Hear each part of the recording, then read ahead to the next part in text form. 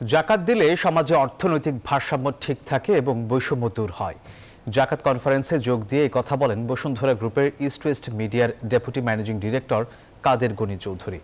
বুধবার রাজধানীর pan Pacific Sonargaon হোটেলে মাস্তুল ফাউন্ডেশন এবং আল জাকাত সাদাকা ফাউন্ডেশন আয়োজিত জাকাত কনফারেন্স 2025-এ অংশ নিয়ে জাকাত প্রদানকারীদের উদ্দেশ্যে তিনি আরও বলেন, সমাজের বৈষম্য দূর করতে হলে সবাইকে নিয়ম মেনে জাকাত দিতে হবে। জাকাত সম্পর্কে সঠিক তথ্য প্রদান এবং সচেতনতার জন্য এমন আয়োজনকে স্বাগত জানান তিনি।